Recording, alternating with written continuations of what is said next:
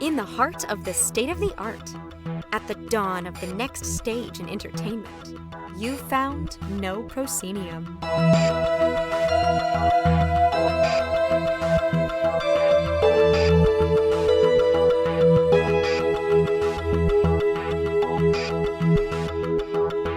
You have indeed found No Proscenium, the voice of everything immersive. I'm your host, Noah Nelson, and welcome to episode 379.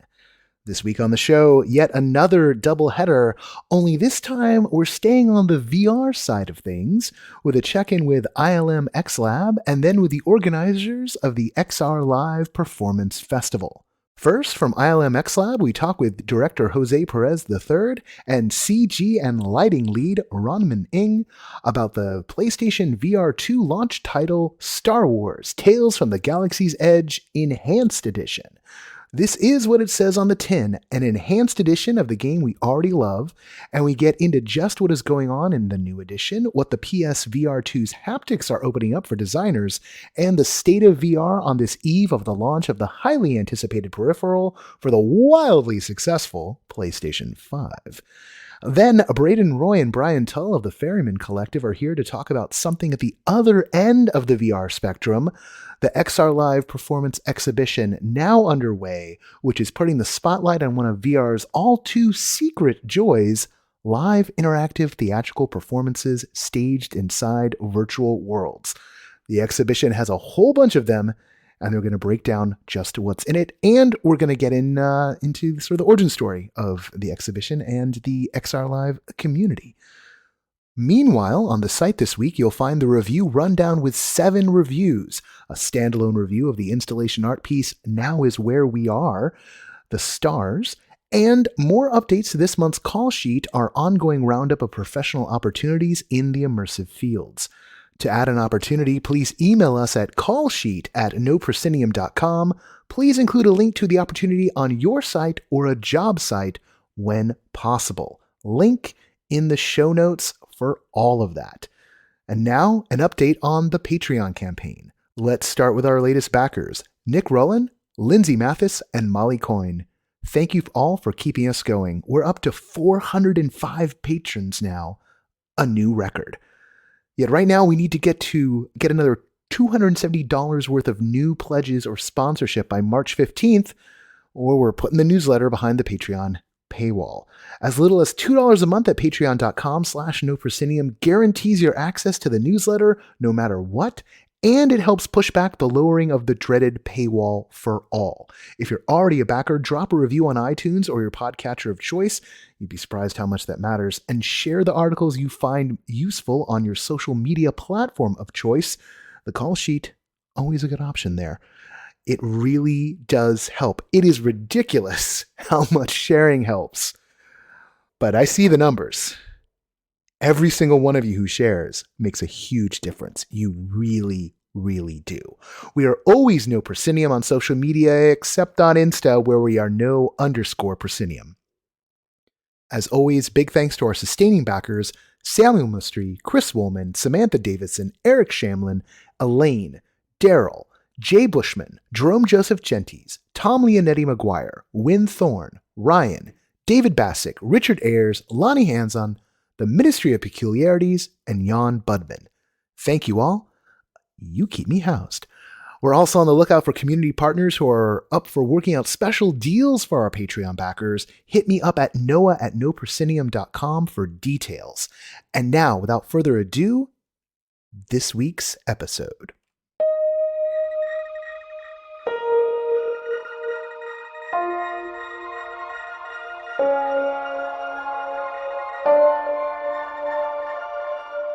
Those who've listened to the show before know that we love ourselves some ILMxLAB and what they make. And what's very exciting is that the PSVR2,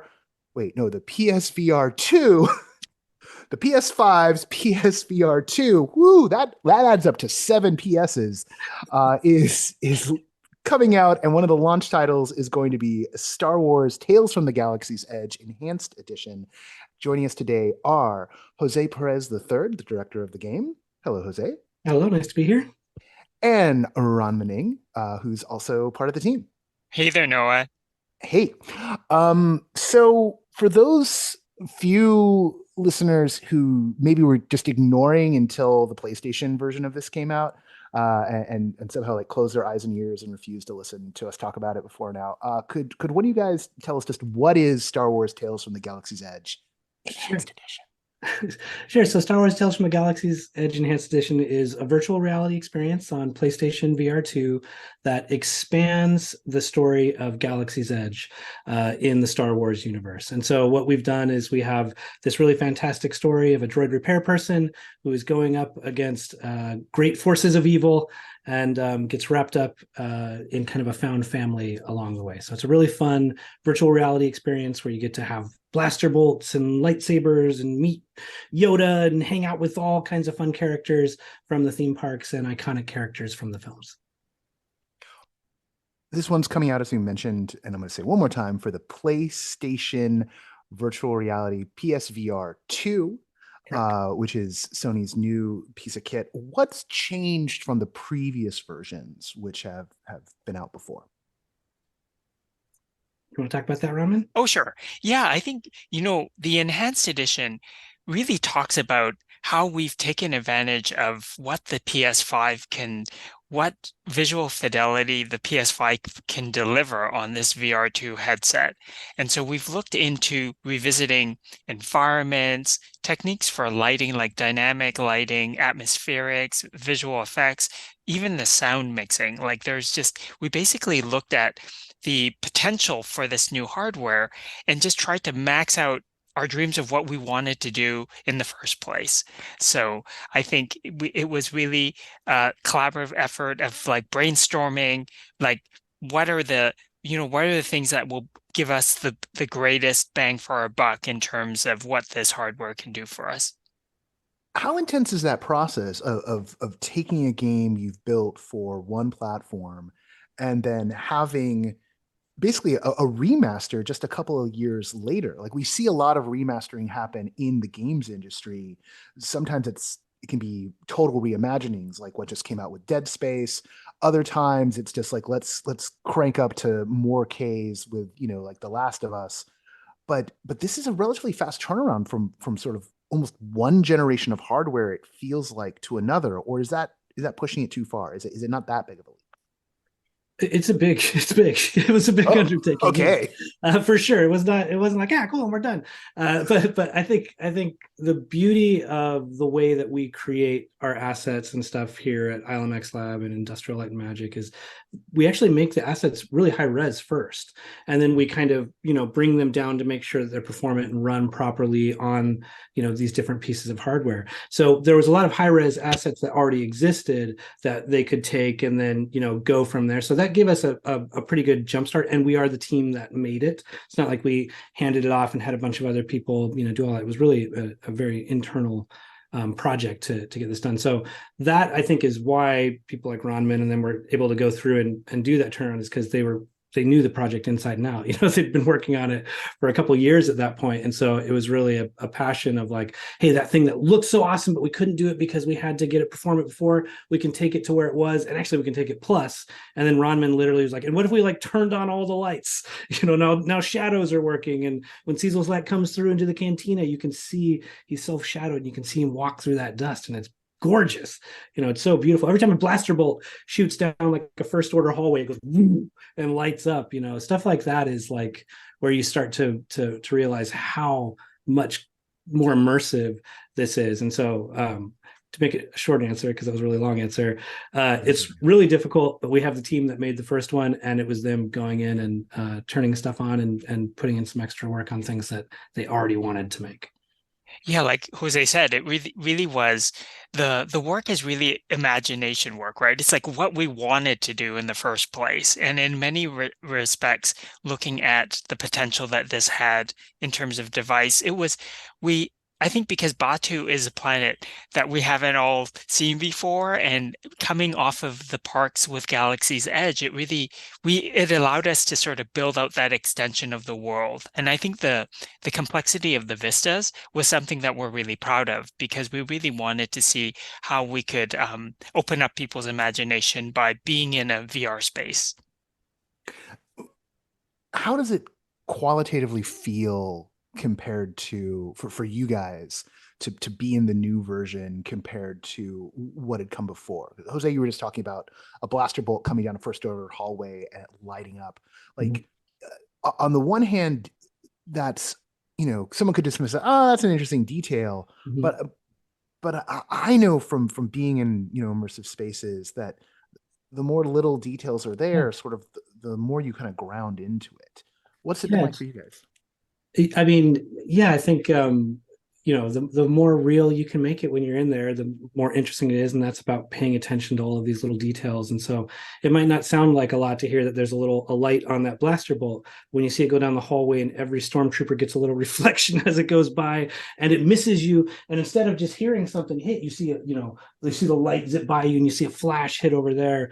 There's just another level of I'm here that happens that I think adds to the excitement. And then the haptics and what the design team was able to do with that, and the audio team, it's a lot of audio integrated into that. I think there's this different level of immersion that I've never had, and it sounds like it's another thing where you're like, really, that's like the big thing. There's haptics in the headset, right? So you'll have a blaster bolt fly by and you'll feel it. It's like you feel it like whiz by your ear. It's like, oh geez, so you start getting these like really visceral reactions to what's going on, and utilizing these really amazing haptics through audio and the lighting and just that different level of fidelity. I already think we did a really good job completing that story now that it's all combined, and you have the graphic level stepped up and everything. It just makes it just that much more immersive, and that much more like I feel like it's closer to what we never, you never get it exactly what you want, and so it's always like, oh man, we were so close, and it's like, ooh, we're a lot closer now, and so for me the ultimate goal is, I don't know, I'm wearing some kind of weird skin suit or something, probably strange, I don't know, but that level of immersion really is a significant step greater. Yeah, we also jumped up in terms of, the next sort of engine version, which gave us, of course, more performant tools, better features, and so I think it's those things. And from a lighting visual point of view, for me, it's like shadows, atmospherics, things that I think when you move into a cone of light, you feel your shadow, you see dust particulates. It's all those little things for me that improve the immersion. Improves the immersion, and I gotta imagine enhances some of the storytelling, because even though the audience, well, the player is controlling the camera, that so much of working in one of these spaces is about sort of framing shots with where those vistas are or how characters are entering into the space. And maybe you could talk a little bit about what the new lighting tools give you in terms of another layer of storytelling. Well, I think from what the light does is it becomes a compositional element, as it crafts shadows, as it crafts, God rays, and sort of opens up that space for you so that it really sort of feels more immersive. I think we definitely have more just dynamic elements that definitely come into play that really sort of feel believable. Jose, you mentioned the haptics, particularly the haptics mixed with the audio, and I just for a hot second, I wondered if you could touch on what does it take to fine tune those elements, because this is in some ways, even though haptics have been around for a very long time, and there's haptics in the controllers, and there's all sorts of sort of touch points that we have. I also feel like the art of creating haptic information for the player is relatively new, particularly as you open up new places to put those haptics. Yeah, and it's like just the advance in haptics over the past couple of years in general is really interesting. It used to be you just shake the controller, right? Now what we can do Rumble is, packs, yeah, right? Rumble Pack 19, yeah, N64, right? Like what we're talking about now is you have points that have an attenuation around them, so like a sphere, right? And so as those points move through space, depending on how close you are to the center of that sphere or far away, you could have the not only the audio change but the haptics can change with that. So things like that, like attenuation, being able to take multiple strings of audio emitters and have them fire at different times to open that up in a way that moves through a controller. Like these things add a completely different level of immersion. So if I'm facing this way and a blaster bolt goes by my head here, I don't have to flash a indicator if we don't want to. I literally, again, I can feel it and I can tell like, ooh, that one was really far away or that one was closer. And we did that a lot in Vader Immortal with not with the haptics, but with audio already, with 3D audio, right? It's really taking that and then saying, what if we could add a subtle artistic vibration to that, and how much of that do you take, how much of that volume do you use? One of our designers here, Jacob, went through and really just redid all of the haptics for the entire game, based on this, and focused a lot on the different weapons and equipment and stuff. And I think when you get in there, it's extremely noticeable. It's not like, oh, yeah, they did like some haptic things, like, whoa, I can like feel the inner workings of this all kit tool, or when I'm firing a specific blaster, like I feel the tension of this happen. And so it's just it's a different experience, and the tools that we have and now the technology that's getting there, it just continues to get better. So are you telling me a DL44 is going to feel different from an E11? Absolutely. For sure. Very good. Very good. Yeah. I think we have a DL99 in our game, for the record, if you want me to know. Oh, the DL99. Okay. It's slightly advanced above the okay. 44. So okay. Yeah. Well, I'm a 44 man myself, but you trust what works. So that's for 4 people who listen. So I'm there. one last thing before I got to let you guys go. Do you think this is kind of a beyond the game, kind of looking at the market and where things are? Do you think the new kit coming out this year is going to change the dynamics of the market? Because like there is a lot of anxiety around where VR is at the moment. I think there's also a lot of nervous anticipation about what having the PSVR2 could do. What are you guys' feelings at the moment? I mean, I think content is always going to be king. And right now, PSVR2 is coming out with a lot of really killer content. Hopefully people show up to play it and they love it and they get more of it. I think the future's always cloudy, but always in motion, right? Yeah. But I'm horrible. But I mean, for us, it's just been a blast to work with this technology and to push things forward and to realize our vision at a greater fidelity. And so, I hope people jump in and play and have a good time. And I think, it's nascent in that it's under a decade old. And so I think a lot of it is we learn by doing. And so in many ways, even as developers, as more tools open up, so does our imagination. I think it really sort of will grow on itself and we will learn that language. But it only happens by doing. So I'm really excited that we have these opportunities to try new hardware and to sort of see like, okay, what part of this is really singing this time? And then to sort of nudge it forward. It's not the quickly expanding market we all hoped and dreamed it was, but then it also gives us the time to explore and learn. So this is definitely a growing time for us. Well, I'm glad to hear that the learning is continuing, that the refinement of it all continues down the road, and that more people are going to get a chance to catch the work that y'all have done, because it's not just the Star Wars fanboy in me that gets excited about what you do. It's the person who loves this art form as an art form, because y'all take it so seriously, and you don't look at a tool and just go you push it and see where it can go, and always in the service of folding people into the worlds you make. So thanks for Thanks for taking the time with us, and Dude, thanks Noah, for the write work you're that doing. down, and we're going to put that on our website, man. I think that was perfect. Good. All right. Zoom transcribes things, so we'll be okay. All right. That's great. Thank you, Noah. Ronman, thank you both so much. Thank you so Thank much. you. Good seeing All you. right.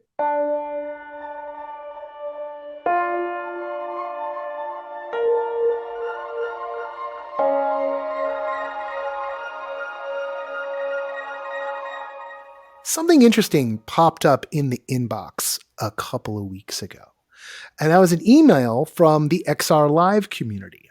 If you don't know what that is, we'll get into that in a little bit. I mean, that's what the segment's about, right? But it was for the XRLive performance exhibition, because the community over there on XRLive, which has a Discord, which I've popped into at times, they're putting on. They've gathered up their members and they're putting on an exposition throughout the month of February, throughout the month of March, showing off these XRLive performance pieces. You might know some of them, like Alien Rescue or the work of the Ferrymen Collective. Joining us today to talk about the exposition and about the community as a whole are co-founders of the XRLive community.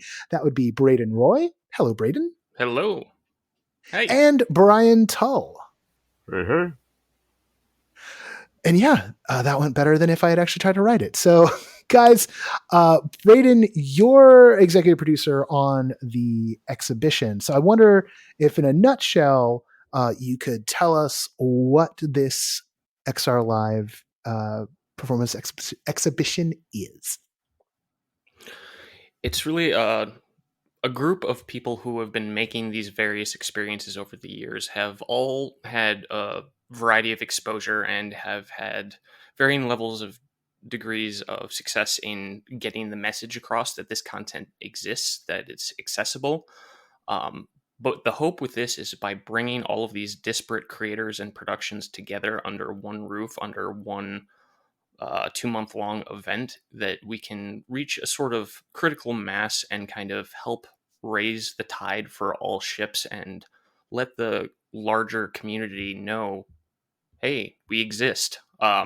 There's tons of different festivals and exhibits and whatever name you want to ascribe to a specific event, which are fantastic, which feature live performance, which feature XR, which feature live performance and XR, but there's not to date been one that's dedicated to these sorts of experiences exclusively. There's been some things like Onboard XR, which come very close and are fantastic, or Performance and XR, which is more of a conference, which is also fabulous. But we wanted to bring all these together so that we don't have, pre-recorded 360-degree video XR experiences up against more traditional gaming experiences, up against, what we're doing.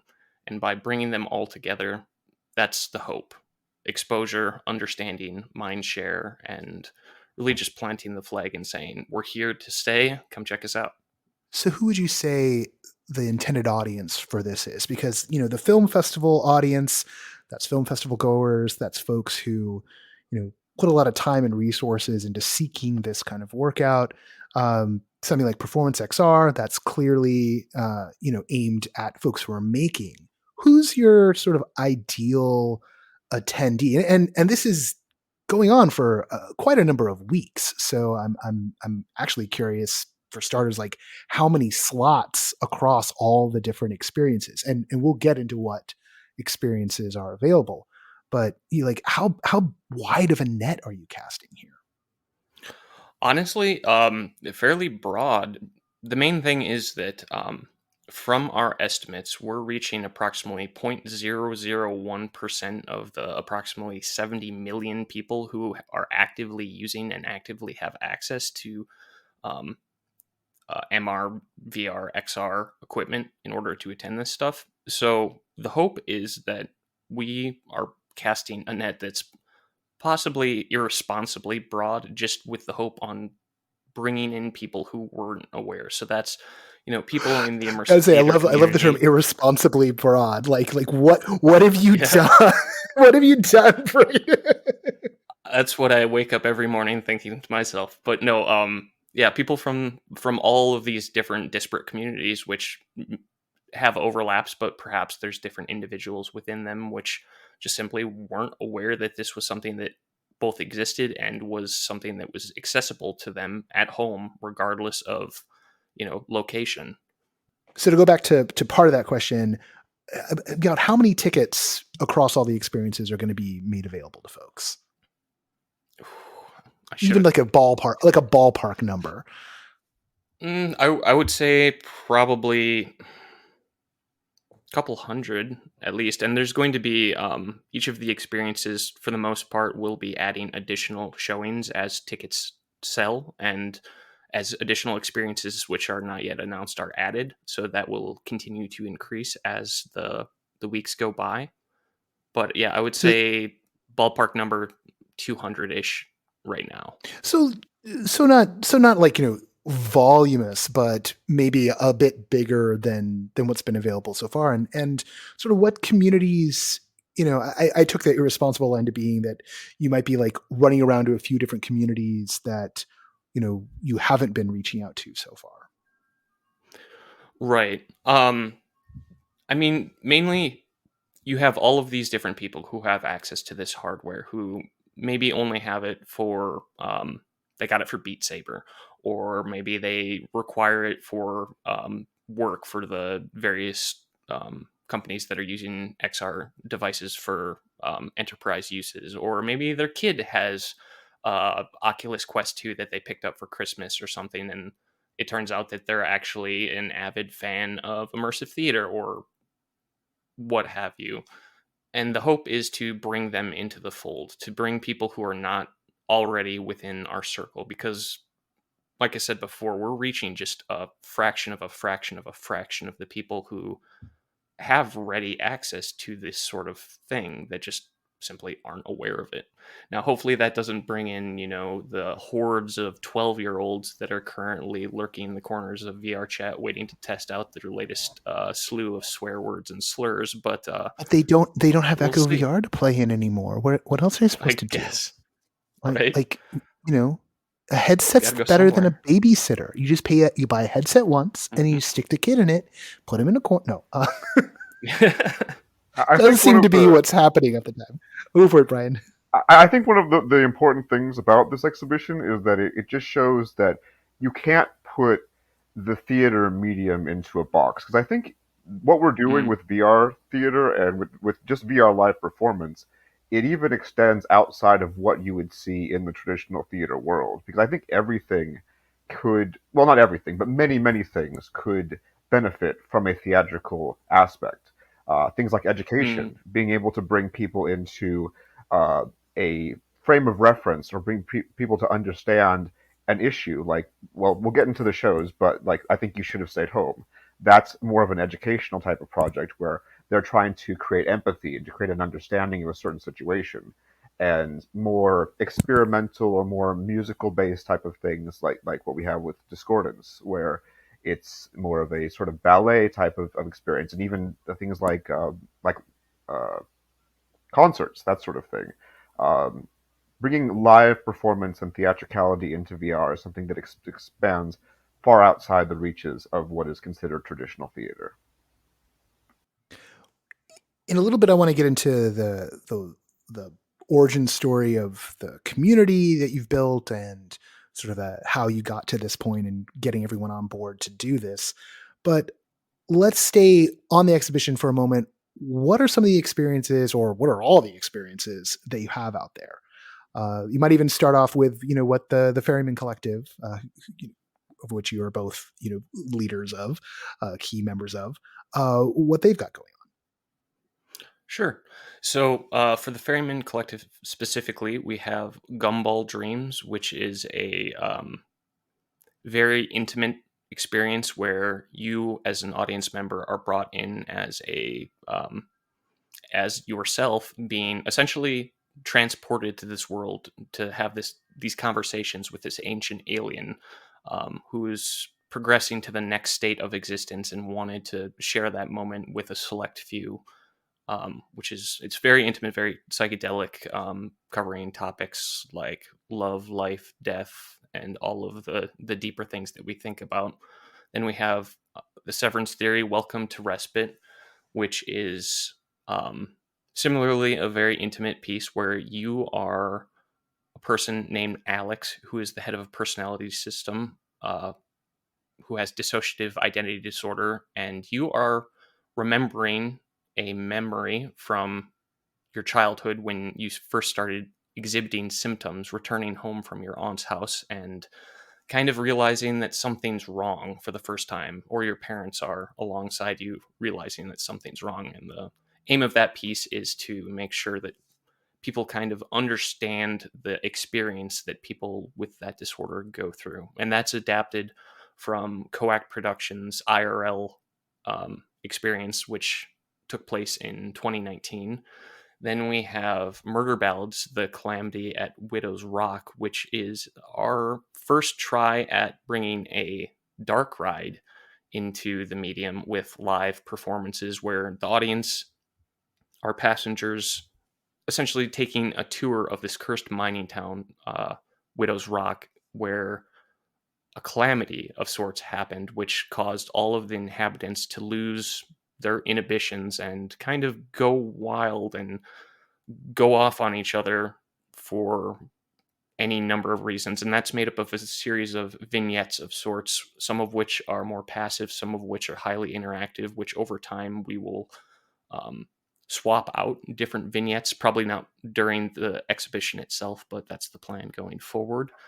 Then you have the non-Ferrymen collective experiences. We've got the meta movies Alien Rescue, which is super interactive, almost live gaming experience. How I view it is almost like the side missions on Mass Effect, if you happen to be someone who played one of those, except for with all the NPCs played by live actors in real time, where up to 4 people can play the main hero role, and then additional people can join in a more of a spectator role, which also is highly interactive in its own way, called iBots. They're up to 4. I made it a 4-player Yes, experience. indeed. Oh wow, They are because indeed. They've been pushing the envelope.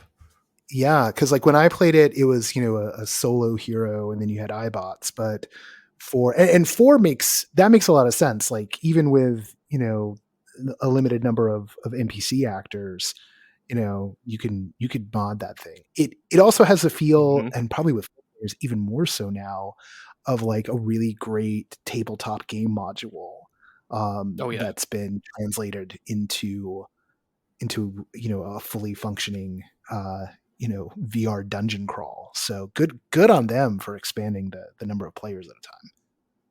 Absolutely. And likewise, I've only tried out back when they had the solo hero. I'm hoping to get in without stealing all of the tickets away from prospective audience members, but to try out to see what the new mix is. But yeah, that's very compelling. I highly recommend it. That one's PC VR only. Oh, I should backtrack. All of the Gumball Dreams and Welcome to Respite, all of Ferrymen Collective's work is compatible with PC VR and also MetaQuest 2. Alien Rescue is PC VR only for the hero role. For the iBot role, you can come in on desktop PC. Then up we have Unwired Danced Theaters Discordance, which is a co-location kind of collaborative dance experience in which one of the dancers is located in London and another is located in New York City, I believe, and they both are kind of collaborating together while the audience is kind of in the mix and flowing through this sort of synthesy esque experience, which combines dance and music together. That is compatible with anything that has a web browser, because that is comes from onboard XR. It's forked off of that. So if you have a browser on your phone, you can attend it. If you have a browser on your computer, if you want to come in headset, you obviously can do it that way as well. Then up we have Onboard XR Presents Non-Player Character, which comes from Brendan A. Bradley, and that is a live interactive musical in which a NPC in a video game is left behind after the hero of the story dies and runs out of lives, and kind of going through the existential crisis of figuring out who he is and what he is, and going on a journey of his own alongside the audience. That, coming from onboard XR, as you would guess, is likewise accessible through a variety of different devices, so long as they have a browser. For the sake of the exhibition itself, these are technically rehearsals leading up to a live performance in St. Louis, Missouri, I believe, at the end of March, which will be a hybrid event, which will have Brendan on stage with a big screen behind him projecting what's going on, while there's also audience members there on site wearing headsets. And then also, I believe there will be people able to join from home on that, though the details are still TBA for that particular aspect. But for all of the showings leading up to that, it's you can join from anywhere, join from home, and those are free. Then we have Raptor XR's Off Rail, which is staged in VR chat, and similar to Ferrymen Collective stuff, is accessible to both PC VR and MetaQuest 2. And that is sort of a comedic take on kind of a Westworld vibe, where it takes into account the many things that can go wrong in these VR experiences, as anyone who's participated in one knows. Expect the unexpected, but they put that into the narrative itself. It's highly interactive with a handful of actors at any given showing, with multiple endings, and I believe multiple endings, and at least one track that a lucky audience member can find themselves on, which is different from what the rest of the audience is experiencing throughout the show. That's a lot of fun, and has a lot of our friends have been involved in that. Mandy Canales and Ari Ter and Dasha Kittredge, among others. Then we have Scarecrow VRC from Sigmu Lee and the Korea National University of the Arts, which is a pretty poetic piece. I've unfortunately not been able to experience it myself to date, which makes it one of the things I'm most excited about. I had a chance to do it at Sundance a number of years ago, when it was, I think maybe even, I guess that would have been 2020. Yeah, that was the last time I was there. The last thing I did before lockdown in some ways. And that one was really, we had a live actor in the space in that version of it, but they did convert it into an online only one, in a large part because of the pandemic, right? And Yes. and it's a really beautiful piece. And there's something kind of extra special to having the live actor in the room, but because the vast majority of it was being, translated through VR, the live actor was in some ways an enhancement. Like being physically present with them wouldn't break the experience if you weren't with them. And so I'm really glad that a lot more people have had a chance to experience this really sweet and, like you said, poetic story without having to, go to a big festival. And it's really great that you guys have it in this exhibition. Yeah, I saw the remote VR chat version, and I would say it does translate really well to not having the person there, because they all have full body tracking, and they've all been trained to be very, very expressive with their emotions. So the character and the energy of the performer really translates through the screen. Yes, yeah, I'm super excited to have that one there. Despite being Korean, I believe it's fully language free, just body language, which I love. I love the fact that just opens up accessibility to so many people. For now, that is PC VR only. However, I believe in the future they plan on making a version of it that is compatible with Quest 2. And next up on the docket, we have Sandglass Travel's Sunset Cruise Tours. This is from Rebecca Evans, which is constant collaborator and just an overall lovely person, who started creating this experience in AltSpace VR as part of the Fifth Wall Forum a couple years ago, and has gone through various iterations, but now, for those of you who have not heard, Microsoft is shuttering AltSpace VR March 10th, I believe. So now it's transformed into a series of tours, narrative tours, that Rebecca is taking people through these various worlds as the world itself, in a very real way that they're exploring, is coming to an end. So it's a tour of the end of the world, essentially. And those actually just wrapped up for now. I believe there's a possibility that Rebecca will create some more in the coming weeks, but those have not yet been announced. But for any of those at home who have attended those, thank you very much. And thank you, Rebecca, for doing that. AltSpace VR is compatible with everything, basically. Mac compatibility is experimental, but if you have a Quest 1 or 2, or even Oculus Go, I believe, if they still support that, it all works. You can get in there. And from what I've heard from Rebecca, the platform itself is just falling apart right now. Just things are randomly popping up and floors are disappearing. So it's really like the experience of watching a platform fall apart in real time. So it reminds me of, I was not part of this community at the time that it happened. I just read about it after the fact. But The Matrix Online was an MMORPG in the early aughts, which was fully canon with The Matrix at that point, at least. And when it came time for it to shut down, they integrated that into the experience, where it was a digital apocalypse. And as the servers were going down, they had different events going off. And I don't think AltSpace is planning that, but Rebecca Evans is. So keep an eye on that and her work going forward. Then we have Nanotopia's Symbiont Myceliomes, which Nanotopia, you might be aware of her previous work, Mycelia, which was a VR chat experience.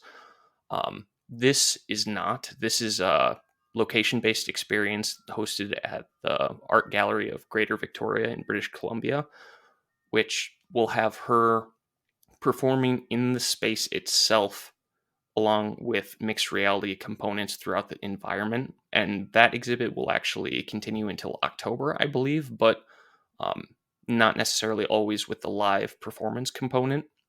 That experience kind of explores how mycelium and other different aspects of fungi actually communicate with each other, and it integrates actual fungi and mycelium in the production of the sound and audio that Nanotopia is performing alongside. And the audience will be able to interact with various objects and parts of the environment using ink, actually also produced from fungi. So very fungi intensive. And if you went to Mycelia in VR chat, I expect you'll have an idea of kind of the feel of it, but expect something that is surreal and beautiful and emergent in the performance itself and the music and light and all other aspects of it. Let's see. And then finally, we have Spiderweb shows You Should Have Stayed Home, which is hosted in VR chat and accessible to PC VR and Quest 2.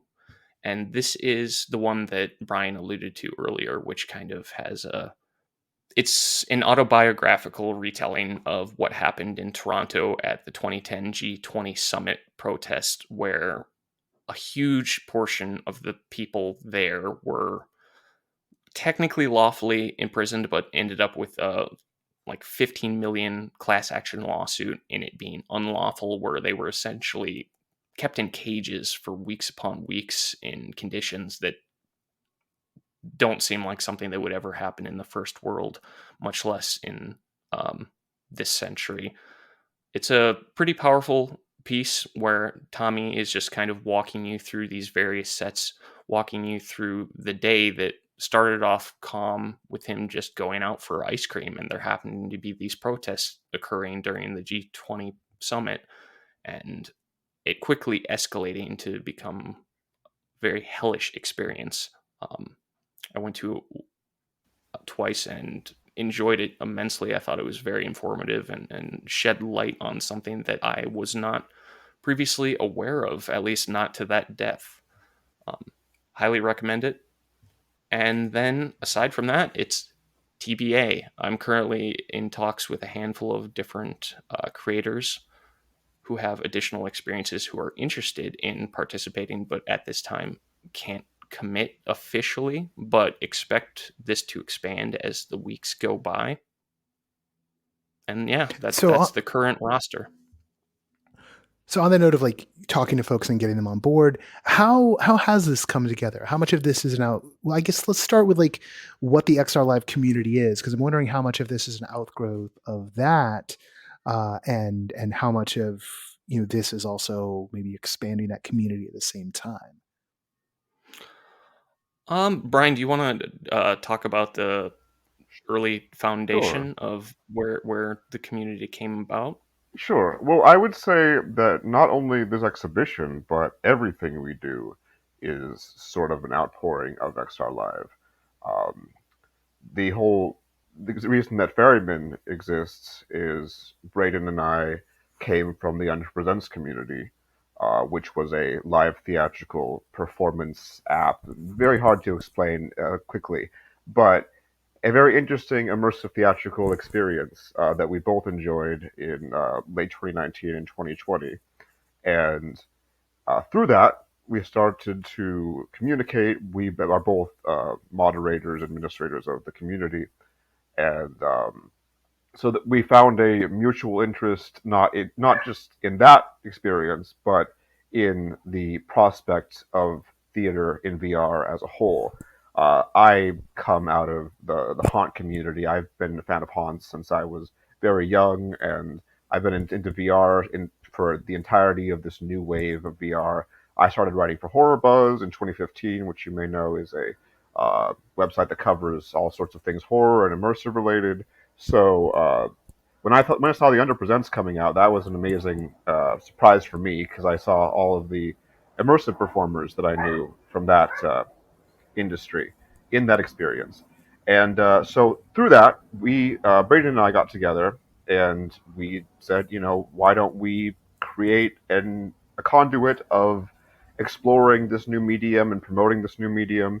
And at that point, Ferryman Collective wasn't even in a twinkle in our eye. It was just, we both really liked this thing. And then we sort of both simultaneously stumbled upon VR chat. I don't know if really either of us had much of experience in VR chat prior to that. And then we said, why don't we try to promote and bring this medium forward by doing our own thing? So, the entire reason that we are in the production of immersive theater is sort of come out of a desire to promote and develop this community. The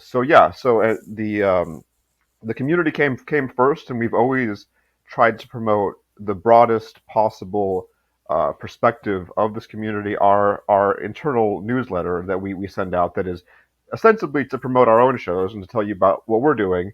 Braden always makes sure that anything that's going on in the immersive VR world, we promote that and we tell you about what's going on with that. And in our Discord server, we have channels for everything that exists in the world of theatrical VR. So yeah, it's really just an extension of that, of just trying to get the word out. Yes, yeah, indeed. Yeah, it's in the same way that this exhibit is coming to be, to have something that sole focus is on this live performance in XR, despite various different events and festivals having their own little arm that happens to feature that as well, mixed in with the other stuff. We found that way back then there just was not a community that we could discover that was solely focused on this format and medium. So yeah, we created it and then got running with Ferrymen Collective stuff. But elsewhile, we were bringing in everyone that we could that was interested. The hope was to facilitate different people coming together to create things, to celebrate things, to share advice and help with one another, and to have a place where they could go and know that they were talking to an audience of people who understood what was going on. It seemed like the next logical step to take was putting this exhibition together. So I began reaching out to all of the different parties that are doing this sort of work, some of which were already actively having runs planned during this time, like Alien Rescue and Non-Player Character, as well as the 3 Ferrymen shows which were going, and kind of pitched everyone on the idea of, hey, let's see if we can have as many different runs going within this general time frame at the same time, so that we can help each other market each other, and we can bring in and co-pollinate and hopefully drum up some interest that would not otherwise be there for a single production. So starting with that point of the 100% being a watershed and kind of carrying through everyone else in this space, whether it's what you guys have been doing, what Sigma's been doing, or what what the onboard XR crew has been doing. How do you think the development arc here of this art form is going?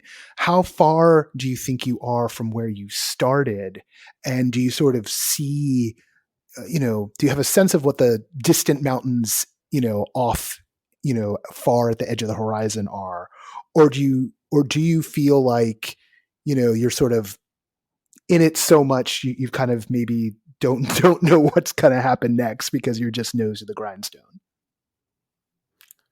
If I were to put a percentage on it, in terms of where we started, and we being more than just Brian and myself and Ferryman Collective, but the um, industry, as it were, as a whole, I would say we're 25% of the way of where we want to be, with the peak being, of course, general knowledge amongst the average person, the average population. And it's been growing at a steady rate. The thing that's interesting with this medium is that despite not a lot of people necessarily knowing about it, as soon as a person goes to one experience, they are sold for life. And generally speaking, not just as a fan, they want to get involved. They want to learn, like, okay, how do I write a script for one of these things? How do I design a set for one of these? Where do I go to find people to work with? What's the difference between working on these different platforms, or should I look at like developing my own bespoke app? And every single show that we have where we get a new audience member, it grows and it grows and it grows and it grows. And with that, more productions are then starting to be created, and with those, more audience members, and so on and so forth. So the growth, I would say, is exponential, even if it is still in the early days.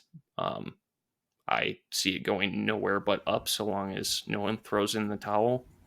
But right now, the majority of the people who are creating all of these works, and the majority who are featured in the exhibition, we're all just passionate about it. Most of us are funding this out of our own pocket. Very few people are getting funding from external sources, and instead are doing it simply because they believe in this sort of experience and that it should exist. And rather than waiting around for someone else to do it,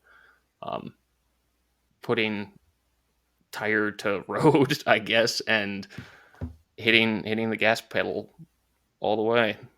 So we're not quite there. I think the real moment we need to hit is I don't know, some sort of coverage on like IGN or one of the other like huge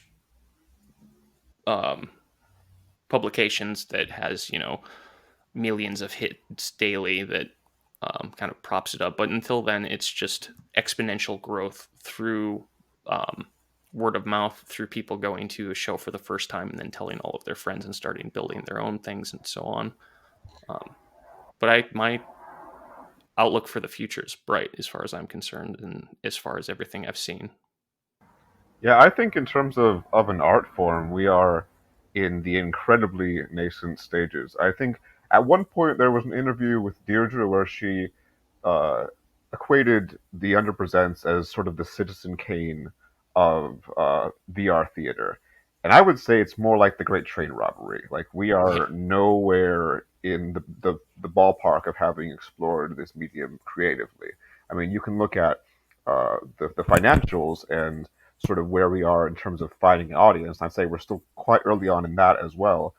But I view this as really a completely transformative medium. I mean, you can find analogs in digital media and in film and in theater in so many different places. But this is, in a lot of ways, bringing immersive theater to the world, which is not something that very many people at all have gotten to experience. It's something that I truly love, that I got into back in 2016 with Delusion, but it's not something that most people have access to.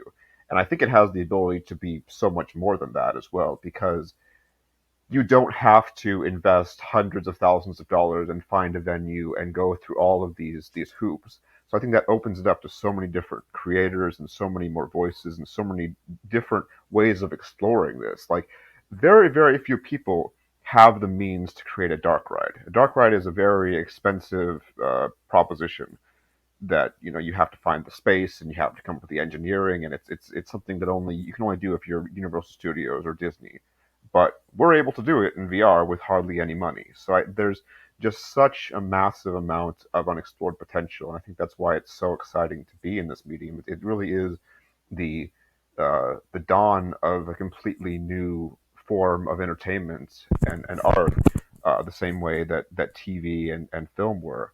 Um, I think in terms of our audience, we unfortunately are in a bit of a long VR winter. I mean, you look at the issues that Meta has had with Horizon, and you look at a lot of hardware producers that are pulling out, and the money isn't in VR in a lot of ways that it was previously. I think that we've kind of come over the bend of the curve, and a lot of people are becoming disillusioned. So it very much is a experience where we're all it's not a bad experience though, because it's an experience where we're all kind of in it together. I think this is sort of the experience that a lot of struggling artists have, in that no one's making very much money, there's not really much of an audience, but because of that, we're all in it together and we're all looking out for each other, and we're all sort of weathering the storm, and we know that we have something wonderful, but we're just waiting for that audience to find it. So we're just trying to do as much as we can to prop each other up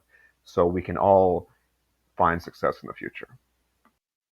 Yeah, there's something in the current moment where, you know, on a macro level of the market, right? Like, everyone's sort of waiting to see what Apple does. What's the Apple headset going to be? What's the second Apple headset going to be? Because already the analysts are talking like, well, the second one's going to be the cheaper one, and pretty much also waiting for Apple to anoint this market as being something worth pursuing.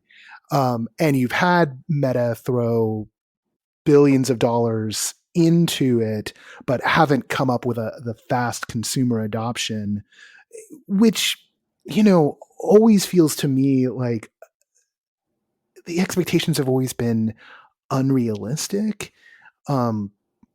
If it was just if what you were going to do was just try and recreate what already existed in computing or on phones in VR, the truth is computers are very good at being computers. Screens are very good at being screens. Phones are excellent at being phones, and a bunch of other stuff. So you need to have a compelling use case. There needs to be something that you can only get in VR. And for me, that has been these live XR performance experiences, that has been social experiences like you can find in VR chat or in alt space, which when you go in by yourself are very lonely and often incredibly alienating experiences, because you're supposed to be going through them with other people. It'd be like walking through Disneyland, you know, not just by yourself, i.e. without your friends, but there's still like, you know, 100,000 people all around you. It would be like walking around Disneyland with no one whatsoever, which, you know, can be rad if you want to get on a bunch of rides, but at the same time starts to feel, again, alienating, right? Like there's something about being lost in an apocalypse that way. And so everyone's sort of waiting with bated breath to see what's going to happen. And I, as an observer, just get frustrated that there are these really compelling artistic experiences being created. There are fascinating installations being created. And yet the powers that be on the corporate side, they are chasing after, well, but what if a better version of Zoom? Or they're chasing after shooters. Kids like shooters, right? And not kind of getting what makes this stuff sticky and interesting. And that's been frustrating for me to watch. And I got to imagine as creators, sort of frustrating for you guys to watch as well. Well, I think that's just the nature of media as a whole, right? I mean, if you look at movies, it's not the major producers that are coming out with fresh new ideas. They're coming out with, okay, what was successful last year? Let's do that again. So they're saying, what do we have the actual data that says this thing made money, and how can we reproduce that? They're not looking to take chances on something that is completely untested, which makes sense if you have to. You're beholden to your shareholders. But I think that's when small creators like us come in that have the mobility to take those chances and that don't have to make hundreds of millions of dollars a year to justify doing this. We can kind of almost lay the path forward and show them, okay, this is something that people find compelling. And it's kind of the cart before the horse situation where we can show you that people love this, and when you show it to these people that they love this, but we can't show you that we can make millions of dollars because we don't have the budgets to get these out in front of people. So we kind of do need corporate America the corporate world to come forward to some degree and allow us to have the resources to get this information out there, because we can show you that, yeah, if you show people this, they love it. But if we can't show it to people, then obviously we can't make a bunch of money and show you that it's a viable product. Right. Yeah, if we had even, I don't know, 1% of the total audience, the total existing audience that we could have, people who already own headsets, this entire industry would be entirely sustainable for not only the people producing it, but the performers itself, and infinitely scalable. Like with Ferrymen Collective's work, something that's been very important to us from the beginning is to make sure that we have redundancy so that we can hypothetically have as many different versions of a show going on simultaneously, even if necessary, with different actors. So being that the audience size for any of these usually ranges between 1 to like 20 in the most extreme scenarios, given the ticket price, like if that 1% of existing VR headset owners knew about them and were going to them and trying them out, we could all quit our jobs pretty easy. Like it'd be a pretty easy sell, but the mind share just isn't there because we're such a niche within a niche. But anyone who attends for the first time, like I can't even count the number of people at different showings who have been brought to tears, who have said, like, I've never experienced anything like this in my life. I went through catharsis. I didn't know this was possible. All of these different platitudes. But until people know about it, it doesn't do much good. But as Brian mentioned earlier, another major part of this is the fact that a lot of what we're doing is adapting things that have been discovered by the immersive theater community around the world throughout the years, and bringing that in a heightened form, in a different form that's an amalgam of what's possible in the real world and what's only possible in the digital, and opening up the gates to anyone on the planet, which also I think will help our cause in that respect. Like I myself, I've been thinking about creating this sort of content for 20 years now in various degrees, just going back to being part of a independent gaming community, independent game development community rather, in the early 2000s, and doing experiments with live NPCs, and then going on to the early Oculus dev kits and stuff, and then reading about things similar after the fact that are very similar to what I was thinking about at the time. And, reading articles about Sleep No More and things like that. But I'm located in the middle of nowhere, literally as far as you can be from either coasts, basically, in the United States, where any of those experiences are just off limits to me. And the majority of the world, if you're not in the LA metropolitan area or New York or Chicago or London or a handful of other metropolitan areas, these sorts of experiences outside of VR simply just aren't accessible to you unless you're willing to get a plane ticket and, you know, book a room someplace. So I don't know.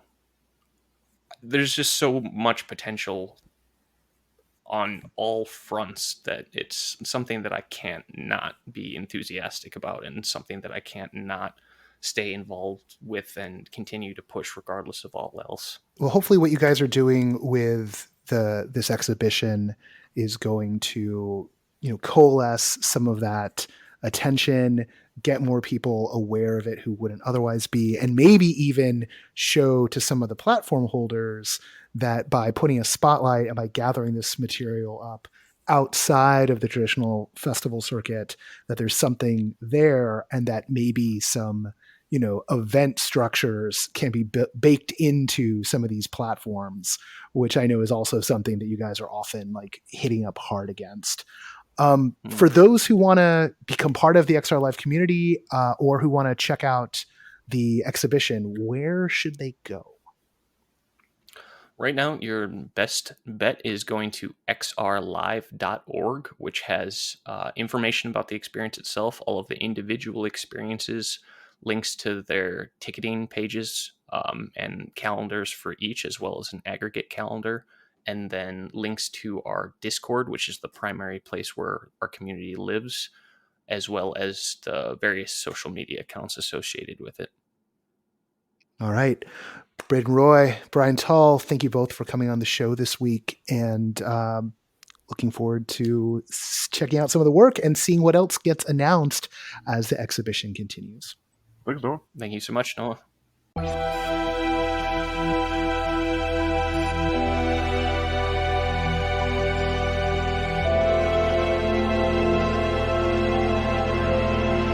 Once again, I want to thank Jose and Ronman for being guests on the show, and to the team over at ILMxLAB for thinking of us and hooking us up. Always a joy to talk to them and see what they're up to out there on the AAA end of VR. And then on the indie end of VR, thanks so much to Braden and Brian for coming on the show to talk about XRLive Performance Festival. I'm kind of psyched that we got to do both of these in this episode, because it really does show the breadth of what's possible in virtual reality. And it's funny because I was sliding on Reddit this week, which I do now that Twitter is like a total trash fire. And I saw this, someone had made a comic. I think they'd taken something, you know, else and repurposed it. It was Reddit, of course. And the first frame was, who wants to release expensive new VR hardware? And like all these people raised their hands. It was like, you know, Valve and Meta and Sony and a bunch of other folks, right? All wanted to. And then it was like, who wants to make software? And only Sony had raised their hand. It's not quite that, but it really does feel all too often like there's just a dearth of big or truly fascinating VR projects going on. We know to some degree it's a self-fulfilling prophecy because, you know, corporations want to like get a big user base. And so it's like, we'll sell a bunch of hardware and then we'll start making software to support that hardware. But if there's no software, if there aren't things people want to do with it, it doesn't matter if it's VR, AR, or a game console. It really is this simple. You don't have the stuff, there's no reason to buy the kit. End of story. The iPhone would not be a success without the App Store. End of story. And it's great that we have ILMxLAB out there doing these incredible experiences with the Star Wars IP. And I have no inside information, but I hope maybe we get some other incredible experiences with other elements of IP from like Lucasfilm and thereabouts, right? There's so much potentiality there. And we know that there's other games being worked on. I believe, Camouflage, you know, they did the Iron Man thing. There's rumors that they're working on another superhero game. There's some other superhero stuff going along. But it really, in a time particularly when alt space, like we talked about last week and a little bit this week, alt space is going away. The indie scene is kind of buckling down for what feels like a winter, even as everyone's looking towards the horizon of, PlayStation VR2 just hitting on the 22nd. Everyone's thinking, Apple's going to have their first headset coming along soon. It comes down, like I said, to the software, to the experiences, and to have this lovely, really, really fascinating live performance scene bubbling around. And if you haven't done one of these experiences yet, and you do have a headset, you really should check out some of this work. Just be careful, because you might find yourself inspired the way Braden and Brian did, and next thing you know, you're down a deep, deep rabbit hole. All right, let's get everybody on with their weekend. The associate producer of No Proscenium is Parker Sella. Music for No Proscenium is by Chris Porter of the Speakeasy Society and Solar the Podcast. Special thanks to Siobhan O'Loughlin for voicing our intro. This whole thing is my fault. I'm Noah Nelson, and until next time, I'll see you at the show.